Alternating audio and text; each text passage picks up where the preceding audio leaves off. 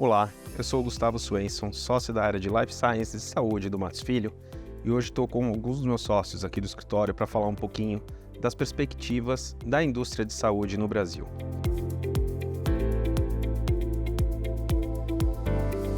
Então eu tenho aqui ao meu lado Paulo Brancher, sócio da área de tecnologia, Marcel Alcades, sócio da área de tributário, Ana Cândida Samarco, da área de Life Sciences e Saúde, e Tomás Neiva, da área de Venture Capital. A gente vai começar talvez com você, Paulo. Queria que você, se possível, trouxesse para a gente uma visão retrospectiva da área de dados, talvez de uma forma geral, porque é uma área super rica para esse segmento, tem uma importância muito grande, especialmente para a indústria farmacêutica, que lida muito com dados. Queria ouvir um pouquinho de você, o que você tem visto, o que aconteceu no último ano, no ano de 2023, que é relevante para essa indústria, que você poderia compartilhar com as pessoas que estão nos acompanhando. Não, sem dúvida, acho que você tem razão. Acho que um olhar cada vez mais próximo do segmento de saúde em relação à proteção de dados pessoais e alguns exemplos, né? O Conselho da Autoridade Nacional de Proteção de Dados, que é o Conselho Consultivo, integrou uma cadeira para o Ministério da Saúde poder ter mais participação e poder opinar e estar mais próximo de opinar sobre a regulação desse setor no âmbito no ano de 2023. Né? Mas alguns aspectos acho que chamaram a atenção.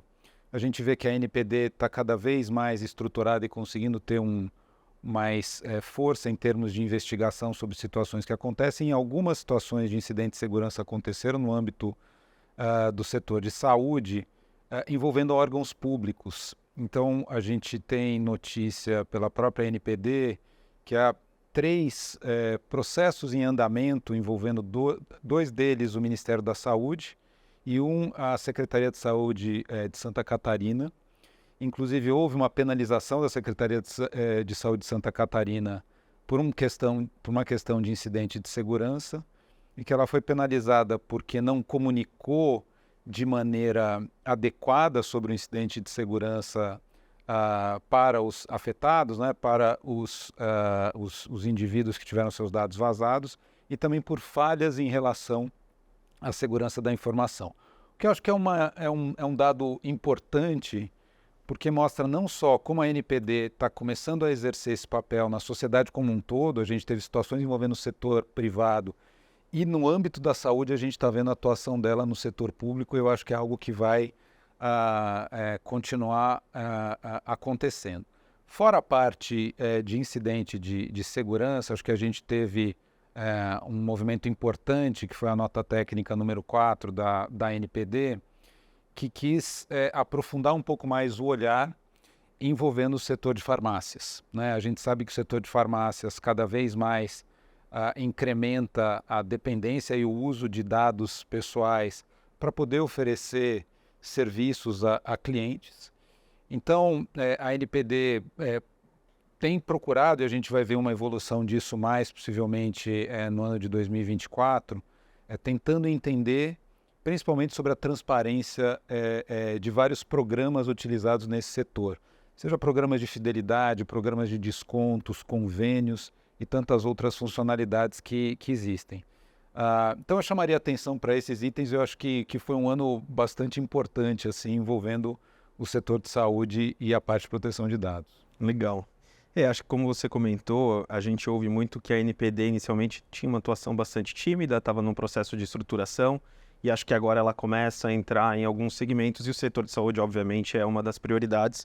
E até puxando esse gancho, o que você imagina em termos de novas iniciativas ou temas de interesse dessa indústria que podem ser relevantes no mundo de dados de uma forma geral, tecnologia, que sejam aplicadas à saúde? Claro. Acho que eu chamaria atenção para 2 situações específicas. Não é algo recente, né, mas no âmbito do Conect SUS, a Rede Nacional de Dados em Saúde é um objetivo de criar uma grande base de dados e interoperável, né, envolvendo os dados de saúde do cidadão, para que ele possa cada vez mais não sofrer com a falta de informação envolvendo o seu atendimento, né? Em âmbito geral, esse é o grande objetivo dessa rede nacional. E eu acho que a gente pode esperar um ritmo mais acelerado dessa implementação.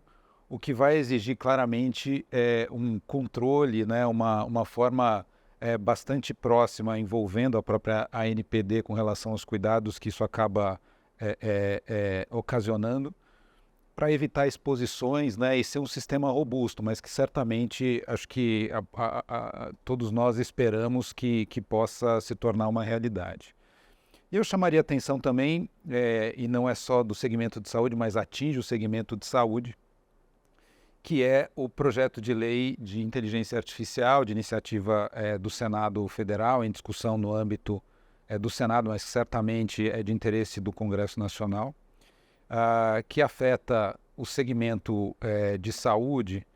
Ainda, obviamente, há muita discussão sendo aguardada, muita evolução que ainda precisa acontecer, mas um ponto específico, né, que já ficou claro no âmbito desse projeto de lei, é que ele cria graus de cuidados maiores envolvendo sistemas de inteligência artificial conforme o risco envolvendo a pessoa é maior. E o segmento de saúde não é diferente, já está lá muito claro que será considerado um segmento de alto risco, o que vai exigir de quem desenvolve sistemas de inteligência artificial, de quem usa dados no âmbito de inteligência artificial conectadas à saúde, critérios e cuidados muito mais rígidos para poder gerenciar essas informações e ter serviços à disposição do público em geral, né? Há uma expectativa da gente ter essa lei mais evoluída em 2024, certamente a gente vai ter bastante coisa envolvendo a área da saúde ali também. Bacana. E até puxando um gancho agora, Ana, o Paulo falou um pouco sobre interoperabilidade de dados, como que isso afeta a área de saúde, e acho que a área de saúde suplementar talvez seja, enfim, uma das áreas que tem o maior potencial, mas também os maiores desafios nessa frente, porque a gente vê que foi um ano complexo em termos de sustentabilidade do setor, enfim, muita discussão sobre a questão de reembolsos e outras, então queria te ouvir um pouquinho o que você tem visto no setor de saúde suplementar que você acha relevante para trazer como uma retrospectiva e até olhando para um futuro em termos de pautas que podem tomar essa agenda da saúde suplementar. Legal, Gustavo. Antes até de entrar nessa parte de saúde suplementar, espero, né, Paulo, que em 2024 a gente tenha também uma maior interação entre os agentes reguladores, né, principalmente, né, quando a gente fala de dados de saúde, a gente nunca pode esquecer que a gente tem uma multidisciplinariedade também de atores aí, de competências regulatórias, toda a questão de sigilo médico, a regulamentação específica dos conselhos profissionais aí das atividades afetas aí à saúde, tem uma importância muito grande. Como isso vai falar com toda a regulamentação da NPD e até para trazer mais conforto e maior segurança jurídica para os próprios pacientes, consumidores, eu acho que é uma coisa que eu particularmente gostaria de ver acontecer em 2024. Pensando um pouco sobre saúde suplementar, esse ano foi um ano muito desafiador, principalmente em termos econômicos. Gustavo, é um setor que vem passando por uma crise financeira forte, por conta de um aumento de demanda. A gente teve aí muita demanda assistencial de saúde represada durante o período da pandemia, com aumento forte de custos. Em paralelo, a gente teve no final de 22 e no começo de 23 alterações legislativas e regulatórias relevantes, como, por exemplo, o piso salarial da categoria, né, dos enfermeiros de enfermagem. A gente teve toda uma discussão sobre a ampliação do rol da ANS, do rol de cobertura da ANS, de taxativo para exemplificativo. Independentemente disso, a própria ANS fazendo a incorporação no rol de tratamentos e medicamentos de alto custo, e também de terapias e de procedimentos assistenciais, que antes ainda estava um pouco nebuloso com relação à cobertura. Então a gente teve, de um lado, um aumento expressivo assistencial e de cobertura de prestação de serviço de saúde, de um outro lado, um aumento significativo nos custos e uma dificuldade de repassar isso, né, seja para os indivíduos que contratam um plano de saúde individual e familiar, seja para as empresas que contratam um plano de saúde como um benefício para os seus empregados. Do lado das operadoras, a gente viu muito, então, uma tentativa de ajuste de uma gestão mais eficiente, então corte de custos, um uso mais intenso de tecnologia, na tentativa aí de equacionar um pouco esse déficit, buscando uma sustentabilidade do sistema, até uma parte de desinvestimento de negócios que não estavam sendo lucrativos, ruptura de alguns contratos de prestação de serviço em que os hospitais, por exemplo, estavam reticentes em fazer algum tipo de modelo alternativo de remuneração, como compartilhamento de riscos assistenciais e assim por diante. Do lado do consumidor, a gente viu as operadoras muito com um olhar muito crítico com relação à utilização do plano de saúde, então fazendo uma fiscalização forte com relação a autorizações para determinados procedimentos. A gente tem uma tendência de mercado de busca sobre fraude, algo importante, principalmente associações com um pleito importante de reembolso, de políticas de reembolso sem desembolso, em que as associações têm incentivado um uso consciente dos procedimentos e do serviço de saúde, sabedouros, né, de que existe aí uma certa abusividade de alguns prestadores de serviço. E da parte dos contratos, né, e das empresas que contratam esse plano de saúde, a gente vê também uma tentativa de busca de modelos que sejam mais sustentáveis a médio e longo prazo. Lembrando que o plano de saúde, para a massa maioria das empresas, é considerado o segundo maior custo dessas empresas, só perdendo aí para a folha de salário. Então, a gente tem uma busca de modelos alternativos, pensando em aumento de coparticipação, redução aí do valor de reembolso, pensando em modelagens diferentes, estabelecimento de franquias, buscando mesmo manter o benefício, que a gente sabe que é tão importante aí para todos, mas também tentando equacionar aí os custos. Para 2024, esperamos que tenha uma melhora econômica geral, né, no Brasil, que com certeza vai impactar também o mercado de saúde. A gente ainda tem uma tendência grande de verticalização na área de saúde, então a tendência, né, de uma consolidação aí de hospitais na compra, nas operadoras de plano de saúde adquirindo hospitais e prestadores de serviços de saúde, mas ainda com essa tendência de custo, né, e de um olhar mais consciente para a utilização do serviço, também com essa tendência de uso aí da tecnologia, seja para beneficiar o próprio consumidor com uma prestação de serviço com melhor desempenho, seja para economizar e melhorar a eficiência dos próprios prestadores de serviço e das operadoras de plano de saúde. A Ana tocou bastante aqui no ponto da saúde suplementar, e aí, Ana, se você me permite, talvez queria fazer alguns comentários olhando mais para a perspectiva de life science, né? Que, enfim, a indústria que a gente trata aqui dos produtores, né? Que tem produtos aplicados na saúde. Acho que o primeiro ponto que eu queria trazer aqui é que teve uma mudança de governo, e a mudança de governo tem uma movimentação de pauta, de agenda, em termos de políticas públicas, bem relevante.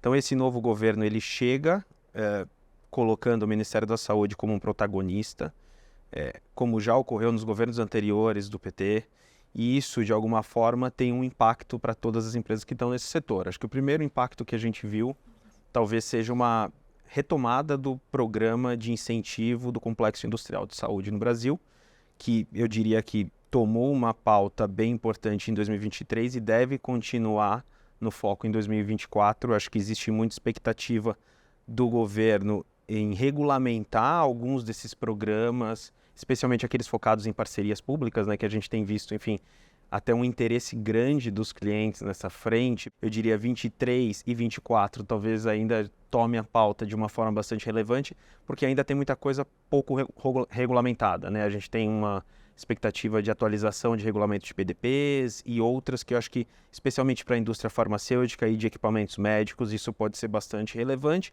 pensando até em investimentos, né? Você comentou que foi um ano de transações mais tímidas no setor de saúde suplementar. Eu acho que talvez assim, esse movimento do governo em políticas públicas possa movimentar a indústria de uma forma geral. Um outro ponto que o governo federal trouxe que estava bastante esquecido na administração anterior era o programa Farmácia Popular. E aí, assim, o SUS sempre como protagonista, né, de saúde no Brasil, especialmente no governo do PT. Então, a gente vê uma retomada do programa Farmácia Popular, permitindo um acesso maior a medicamentos de baixo custo, ou com baixo custo, né, subsidiados pelo governo. Então, acho que é outra coisa que também estava parada há bastante tempo. Quando a gente fala de agenda regulatória da Anvisa, enfim, é super dinâmica. A gente costuma produzir aqui no escritório um artigo no final do ano, e aí eu sempre olho para ver o que a gente acertou e o que a gente errou, em termos de apostas. Espero que a gente tenha acertado mais do que acertou, errado. pior que acertou. Eu dei uma olhada no que a gente escreveu no ano passado e muitas das coisas que a gente falou que poderiam acontecer, aconteceram, e aí estou falando um pouco do que a gente viu aqui. Atualização de normas de análises clínicas e exames clínicos permitindo a realização em drogarias e farmácias, também naquela linha de democratizar o acesso e diminuir custos, né, desse tipo de serviço. A gente vê uma pauta de cannabis medicinal que continua ativa, mas talvez um pouco tímida ainda. A regulamentação da Anvisa nesse momento está sendo revisada pela agência, que é uma regulamentação de 2019. Então a gente vê alguma possibilidade de ter uma atualização dessa norma, mas especialmente um movimento dos governos estaduais e municipais nessa tentativa de ampliação do acesso aos produtos à base de cannabis medicinal, com leis que permitem o acesso via SUS, mas pouco efetivas. Acho que esse é um recado ruim. A lei existe, mas do ponto de vista prático, o paciente ele ainda continua tendo que acessar o judiciário para ter acesso a esse tipo de produto. Então, assim, as leis estão aí, é muito mais uma questão de colocar em prática e regulamentar para que esses pacientes possam ter acesso a esse tipo de produto. Na parte de dispositivos médicos também, uma modernização do marco regulatório que era de 2001, e aí pegando um pouco de conexão com o que o Paulo comentou, dessa linha de inteligência artificial, tecnologia, hoje já é reconhecido, né? A própria Anvisa já tem uma atuação muito forte na avaliação de dispositivos médicos, software médico, incorporando tecnologias à base de inteligência artificial, pensando que a nossa regulação anterior era de 2001, a gente não se falava em inteligência artificial na saúde, ou se falava talvez muito pouco. Acho que a Anvisa conseguiu modernizar esse marco regulatório e acho que ele conversa de alguma forma com o que a gente tem visto no PL, que está sendo discutido no Congresso. Na frente de alimentos, eu destacaria aqui talvez uma movimentação maior para os produtos que a gente chama dos plant-based, naquela linha de ter uma mudança de hábito de consumo do consumidor, que está cada vez mais os flexitarianismos, né?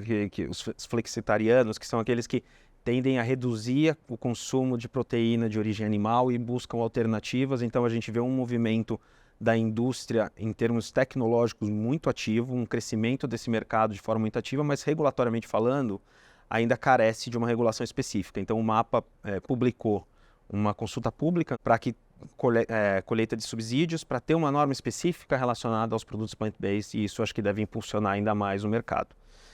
Em termos de futuro, a gente já falou um pouco aqui, acho que a pauta do governo de ampliação do complexo industrial continua super ativa. A gente vê um movimento da Câmara de Regulamento de Preço, na CEMED, numa tentativa de atualizar também uma norma super defasada de 2004, que, enfim, acho que nem é compatível com o tipo de tecnologia que a gente tem hoje no mercado, e isso gera uma distorção de mercado muito grande em termos de precificação de medicamentos, que, no fim do dia, até impede a chegada de novos produtos, novas tecnologias no Brasil, porque, enfim, os investidores, as empresas entendem que eventualmente não existe uma competição saudável nesse mercado, então precisa ter uma atualização, e a gente já viu algum posicionamento da CEMED nesse sentido. Acho que no Congresso Nacional, né, no Legislativo, a gente tem um movimento no PL que trata de pesquisa clínica, que eu acho que isso também tende a propiciar um investimento maior nesse segmento. Foi aprovado na Câmara dos Deputados e agora segue para o Senado. E recentemente a gente teve notícias de que a Anvisa retomou a análise dos dispositivos eletrônicos de fumar, que são, enfim, os vapes, os chamados vapes, que eu acho que é uma pauta crítica de saúde, porque, enfim, dominou o mercado de uma forma geral, e hoje a gente não tem uma regulação que proíbe, mas não tem, talvez, uma análise muito profunda do tema. Então, a Anvisa está convidando a sociedade a se manifestar, porque acho que, enfim, precisa ser feita alguma coisa. Então, acho que esses eram os pontos que eu queria trazer do meu lado. Gustavo, eu posso só, acho que ouvindo você e ouvindo a Ana, né, tecnologia acaba permeando muito das coisas que são ditas, né? E eu me lembro que na pandemia, acho que o tema tecnologia estava muito conectado com telemedicina, né? Aquele conflito ético, pode atender remotamente, né? Nada como tempo, né, para estabilizar as expectativas e continuar fomentando inovação. Essa conjugação de lei e ética certamente vai ser um dos grandes temas envolvendo inteligência artificial, porque cada vez mais vai ser o grande instrumento, né, de recurso para diagnóstico, né, para acompanhamento da saúde em geral. Então não adianta só discutir no plano legislativo, possivelmente a gente vai esperar iniciativas no campo da regulação própria da medicina mesmo, né, do ponto de vista ético, do que pode, o que não pode, como é que a legislação vai estar conversando, né, com o setor específico. Então acho que é um ponto interessante. Não, sem dúvida, Paulo. Eu acho que o grande desafio é achar o tom certo da regulamentação, de permitir a inovação, né, não barrar a inovação para trazer todo esse benefício que a inovação vem, né, e traz para os consumidores em geral, mas também trazer uma certa segurança jurídica, né, porque quando a gente fala de saúde tem um bem maior em jogo, né, então não adianta fazer teste em humanos. E aí você falou segurança jurídica, o Paulo falou legislativo, agora chamando o Marcel para a conversa, porque talvez o tema que mais tenha tomado a pauta do mundo jurídico, né, seja a reforma tributária. Como que isso afeta as empresas farmacêuticas, os prestadores de serviços e outros que estão atuando nesse segmento? Legal, acho que a reforma tributária é um tema que foi muito falado e vai continuar sendo falado nos próximos anos, porque a gente tem um prazo de transição até 2032. Então, acho que ele é um tema que vai permear aí a pauta durante muito tempo. O que é importante é, quando a gente fala de reforma tributária, a gente olha por dois espectros. Acho que é o espectro da reforma tributária do consumo, que é a que está sendo discutida, e a reforma tributária da renda, né? Aqui eu vou focar um pouco mais na reforma tributária do consumo, que é feita por meio de emenda constitucional, e é que a discussão avançou um pouco mais aqui. Então, basicamente, o que nós teremos é a substituição de 5 tributos, basicamente por 3. O IVA federal, o IVA estadual e o imposto seletivo. O IVA federal vai chamar contribuição sobre bens e serviços, o IVA estadual vai chamar imposto sobre bens e serviços, IBS, e o imposto seletivo, que vai incidir sobre os produtos que fazem mal à saúde ou ao meio ambiente, produtos e serviços. Acho que a grande questão da reforma tributária é: nós vamos parar de discutir com a implementação do IVA, nós vamos parar de discutir caracterização dos produtos ou caracterização dos serviços, uma vez que a base de cálculo desse tributo, desse novo tributo do IVA, vai ser ampla. Ou seja, então ele vai incidir sobre intangível, vai incidir sobre aluguel, ele vai incidir sobre produtos e serviços da mesma forma. Então hoje a gente discute muito a caracterização das coisas, porque a carga tributária depende muito se aquilo é o serviço X, é o serviço Y. Então a gente pode, mesmo os serviços de saúde, a gente tem caracterização do serviço de uma forma diferente, pode mudar. Então acho que isso vai ser uma alteração importante aí da reforma tributária. Quando a gente fala disso, né, então a base de cálculo vai ser o valor, né, das mercadorias ou dos serviços ou dos intangíveis, e a grande questão que fica vai ser mais caro ou vai ser mais barato para mim, né? Essa é a grande pergunta. Nós estamos nesse momento, né, com uma alíquota sendo falada entre 27% e 29%, então essa é a alíquota que hoje se estuda que vai ser aplicada. E essa alíquota de 27% a 29%, acho que tem que se fazer conta. Ao mesmo tempo que eu tenho um aumento muito grande da alíquota nominal, principalmente para os prestadores de serviço, eu tenho um aumento muito grande da alíquota nominal, eu tenho a possibilidade de tomada de crédito sobre muitas aquisições, que hoje eu faço essas aquisições e não tomo crédito. Ou seja, então a alíquota nominal é diferente de carga tributária efetiva. Importante que se analise efetivamente qual vai ser a carga. Na nossa experiência, que a gente tem visto, é que para os prestadores de serviço realmente vai ficar mais pesado. E para aqueles que são produtores de bens, né, e produtos, a conta é um pouquinho mais complicada. É complicada porque isso já entra diretamente aqui no setor, né? Muitas empresas, né, principalmente de medicamentos, de equipamentos médicos, né, empresas de produção mesmo, formaram as suas atividades e seu fluxo logístico de forma a aproveitar de incentivos fiscais. Então, vocês sabemos hoje, né, tem incentivos fiscais muito relevantes ICMS. Então, não é incomum termos diversas distribuidoras de medicamento em Goiás. Por exemplo, elas estão em Goiás pelo motivo de que lá a gente tem incentivos fiscais.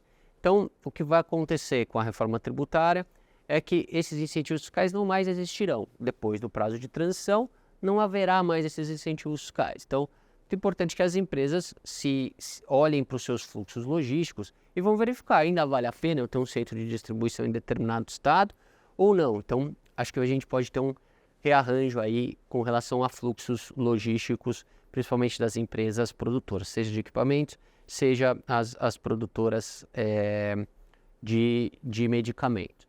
Um ponto tributário que afeta muito o setor é a subvenção tributária, né? Ou seja, então os medicamentos estão muito relacionados, a maior parte dos medicamentos, alguns equipamentos, eles estão sujeitos ao ICMS subvenção tributária. Isso dá uma grande confusão, seja na forma de cálculo, seja por conta da própria carga tributária que a subvenção tributária coloca. Com a extinção do ICMS, o ICMS vai acabar e a implementação do IVA, o que se esperava? Se esperava o seguinte: vamos acabar com a subvenção tributária também. Qual que é o problema? A reforma tributária não tira a possibilidade de se instituir a subvenção tributária. Ou seja, então eu posso ter um IBS e uma CBS e subvenção tributária para os medicamentos. Vamos esperar o que vai acontecer na regulamentação, mas esperava-se que essa hipótese, enfim, já tivesse um pouco mais definida nesse momento e ela não está. Ponto muito importante para o setor, né, é a redução da alíquota em 60% ou em 100%, a depender do equipamento, do serviço e do medicamento. Então, eu tenho previsão específica para o setor de redução de alíquotas em 100%, ou seja, isenção, não vai haver carga tributária naquele produto, serviço ou equipamento, ou eu vou ter uma redução de alíquota em 60%. De uma certa forma, isso é muito bom, né? Isso reduz a carga tributária do setor como um todo. Por um outro lado, ele traz um dificultador. Qual que é o dificultador? Eu não vou fugir de uma tributação por lista. O que o setor está muito acostumado hoje, o setor trabalha hoje com lista positiva, lista negativa, quando se fala em tributação, elas são muito importantes. Então, as listas vão continuar sendo importantes. Por quê? Como é que eu sei o dispositivo médico, como é que eu sei o medicamento que vai ter uma redução em 100% ou 100%? Não vai ter muito jeito, vai ter que estar listado em algum lugar. Nós imaginamos que essa lista vai ser colocada já ali pela lei complementar. Além disso, ou seja, então fica muito atento, né, a essa questão da redução das alíquotas. Existe a previsão constitucional, vamos ver o que a regulamentação vai dizer sobre isso. E nós temos um prazo de transição, né? Esse prazo de transição ele acaba em 2032 e a vigência total, né, da forma do sistema novo começa em 2033. O que é importante? O que acontece em 2024 e 2025 em termos práticos de tributação para o consumidor ou para a fazenda? Nada.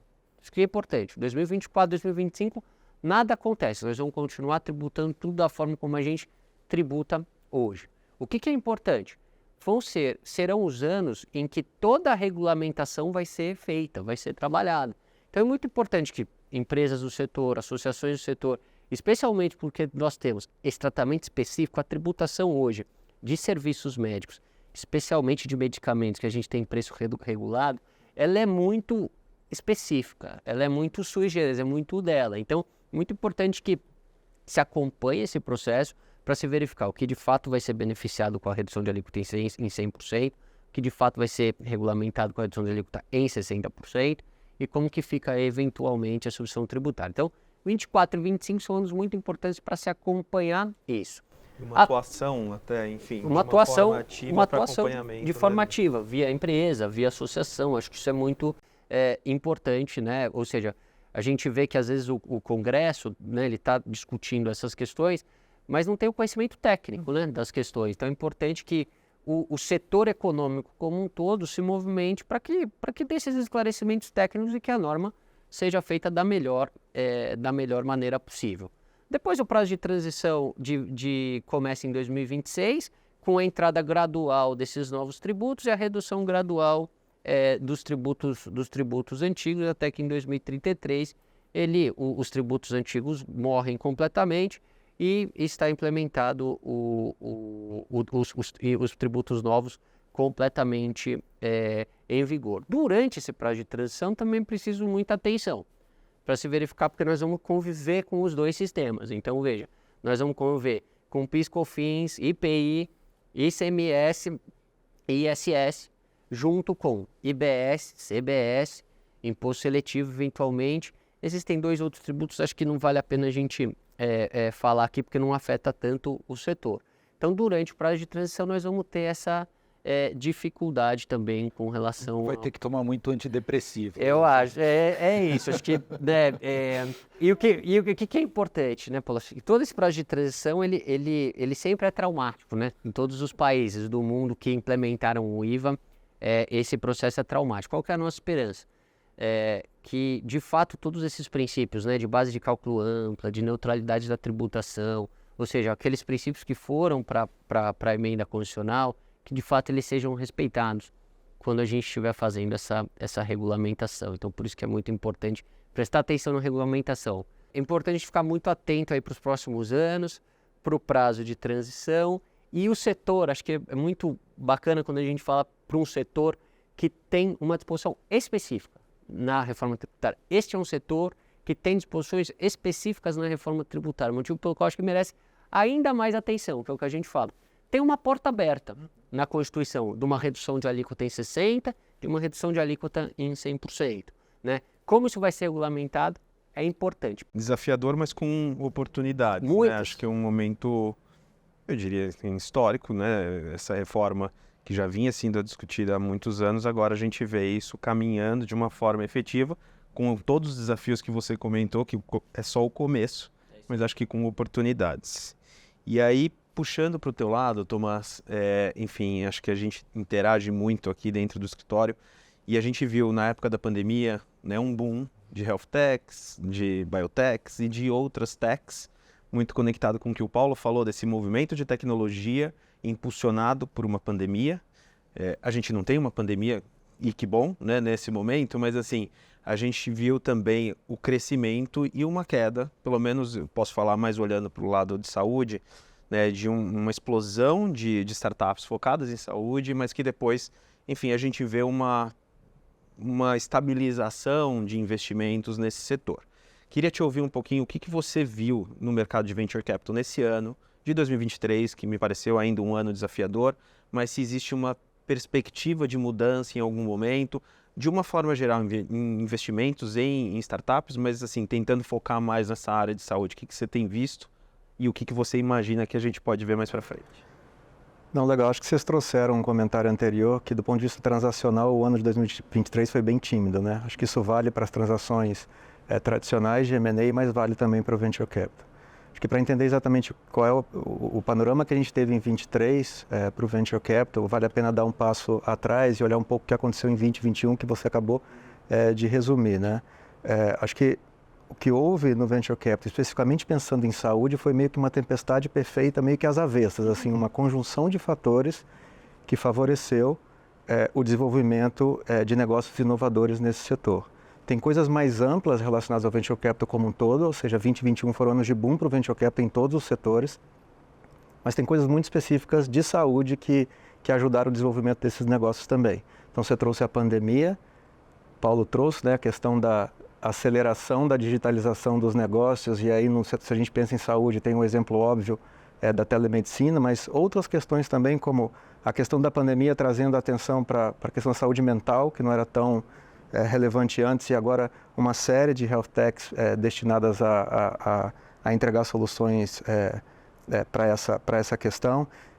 E além disso, num país como o Brasil, que a gente verifica envelhecimento da população, país muito concentrado nas grandes capitais, pouca oferta de serviço de saúde num país com dimensões continentais. Então, assim, uma série de fatores que, conjugados, permitiram um desenvolvimento muito grande da inovação no setor de saúde em geral, e isso, obviamente, se reflete nos investimentos em venture capital. Então, acho que tudo isso levou a um grande crescimento do setor. Acho que hoje o mercado estima que a gente tem 1.200, 1.300 só health techs no Brasil, boa parte delas criadas nesse período. E aí, a partir daí, um período tão exuberante como esse, obviamente, não pode durar para sempre. A gente sabe que o mercado funciona em ciclos. Os anos de 2022 e 2023 foram anos de ajuste muito fortes no setor. E aí, de novo, ajustes fortes no venture capital em geral e ajustes fortes também que refletiram especificamente no setor de saúde. O interessante é ver que isso não necessariamente é ruim. Sem desmerecer todas as dificuldades de todos que passaram, que sentiram na pele, né, os reflexos dessas dificuldades, os empreendedores, obviamente, que tiveram muito mais restrição de acesso a capital, ou se a gente pensa nos layoffs, né, nas demissões em massas que muitas startups passaram, óbvio que tem um aspecto super negativo de tudo isso. Mas se a gente olha de uma maneira mais fria a perspectiva do mercado, a gente vê que esses ajustes eram necessários para a estabilidade do mercado. Houve muita distorção em 2021. Acho que o capital farto traz uma série de benefícios, mas traz também uma série de distorções que o mercado naturalmente em algum momento teria que ajustar. Eu acho que é isso que a gente percebeu em 22 e 23. Um ajuste forte do mercado, uma diminuição do volume de investimentos, mas, e aí vem a parte boa, de uma maneira muito mais racional, com valuations muito mais fundamentados. E uma coisa fundamental para qualquer setor econômico uma mudança de paradigma muito importante entre o crescimento a qualquer custo, que era o que movia esse mercado em 2021, para uma questão mais focada em rentabilidade e lucratividade, que faz muito mais sentido que o que a gente está vendo agora. Então, de fato, assim, 23, se a gente olha, foi um ano muito difícil para o setor, muito mais dificuldade de acesso a capital, mas com essa perspectiva positiva de que os ajustes eram necessários e se o mercado ajudar, acho que a Ana falou isso, a gente tem a expectativa de 2024 seja um ano melhor em termos macroeconômicos também para a economia como um todo. No mundo do venture capital, se os juros não caírem, a gente vai continuar tendo dificuldade para fluxo de investimentos nesse setor. Eu acho que 2024 a gente tem uma perspectiva muito positiva. A gente tem aqui no escritório, a gente discute sempre uma ideia de um otimismo cauteloso para 2024, um otimismo baseado nisso de que o mercado, o ecossistema de inovação no Brasil vai voltar de uma maneira muito mais equilibrada em 2024, e se os fatores macroeconômicos ajudarem, eu acho que o mercado volta forte e sobre bases muito mais sólidas do que a gente viu, por exemplo, com todas as distorções de 2021. E aí, falando um pouco de tendências, acho que uma primeira grande tendência são operações de M&A ligadas à inovação. As startups continuam com dificuldade de acesso a capital, muitas delas com problemas sérios de caixa, então o M&A acaba surgindo como uma solução natural para as startups que estão com esse problema. E aí a gente pode falar desde players estratégicos, né, as grandes empresas comprando startups como consolidação entre as próprias startups, uma startup mais capitalizada comprando uma menos. Isso eu acho que é uma tendência muito clara.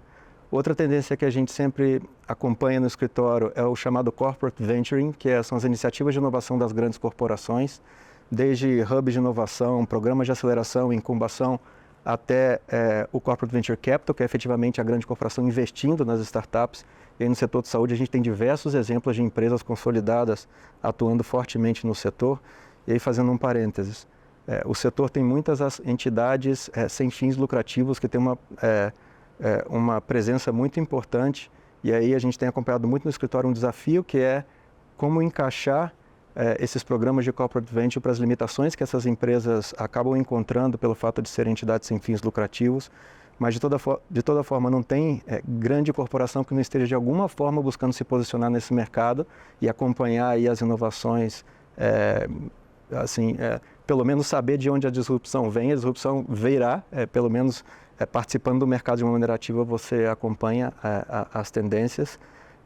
E como última tendência, que eu acho que já foi dito e é meio uma obviedade, é a questão da inteligência artificial, que veio para ficar, é transversal, atinge absolutamente todos os setores, com o setor de saúde não é diferente. e a gente tem que estar muito atento com as tendências de investimento ligadas à inteligência artificial, mas também muito atento aos desafios, como vocês trouxeram. O Paulo trouxe a questão dos dados no setor de saúde, dados sempre sensíveis. Então, assim, acompanhar a regulação, como vocês colocaram, para ver a melhor maneira de capturar valor desses investimentos de IA, de uma maneira sem tomar risco excessivo, eu acho que é uma tendência que os investidores vão estar de olho também. Acho que um comentário no que o Tomás acabou de falar, né, que você falou de ciclos e nesse universo de VC, essas empresas, quando o capital fica mais curto, tem que tomar decisões difíceis aonde vai gastar e acabam tomando mais risco do ponto de vista operacional, né?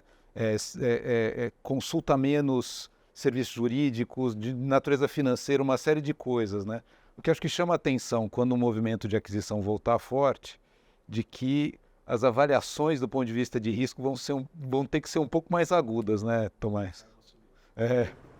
Eu acho assim, muita gente diz, né, um fundo quando vai olhar um investimento em Venture Capital, ele faz uma auditoria na empresa mais light do que seria uma auditoria de um M&A tradicional, por exemplo. Mas tem determinados aspectos que o fundo vai necessariamente olhar. E aí, se a gente olha para o setor de saúde, alguns deles estão muito presentes. Um é o aspecto regulatório. O modelo de negócio tem que parar de pé. Outra questão de dados. Dado de saúde é dado necessariamente sensível. Além de outras questões que afetam outros setores, mas assim, mesmo no setor de Venture Capital, onde a análise do fundo tende a ser mais dinâmica do que seria uma auditoria no âmbito do M&A tradicional, há aspectos no setor de saúde que não dá para escapar e são super sensíveis e os fundos vão estar muito de olho. 2021, os fundos às vezes não olharam com tanta cautela porque o fluxo de capital era tão grande e a disputa pelas startups era tão grande que isso acabava sendo negligenciado de alguma forma. Isso de que o mercado vai voltar forte, mas de uma maneira mais racional, impacta também nas auditorias. Com certeza, os fundos vão ser muito cautelosos na hora de fazer esses investimentos. Eu acho que trabalhar com a indústria de saúde, enfim, uma das coisas que mais me atrai é esse dinamismo. É uma indústria, especialmente no Brasil, pelo tamanho da população, que tem uma relevância gigantesca, mas eu acho interessante como os temas se conectam, né? A gente fala de dados, tecnologia, as questões tributárias, questões de investimento e regulatório, de políticas públicas, e todos eles, de alguma forma, têm um ponto ou um gancho que puxa uma coisa a outra. Então, eu acho que a gente sai dessas discussões aqui com, eu vou usar o termo que o Tomás utilizou, otimismo cauteloso, que eu acho que se aplica de uma forma geral para todos os segmentos que a gente abordou, acho que na frente tributária, na frente de inovação, de dados, do nosso lado aqui pensando mais na área regulatória também, com um apetite maior do governo, olhando para essa frente de investimentos, o fortalecimento do complexo industrial local. Então eu acho que as perspectivas são positivas para um ano desafiador, com alguma cautela, né? Que eu gostei desse termo que o Tomás usou. Então queria agradecer primeiro aos meus colegas sócios aqui que participaram do tema, contribuíram de forma super valiosa para essa discussão, e especialmente a todos que nos acompanharam até agora. Obrigado por nos acompanhar e continue nos seguindo nas redes sociais.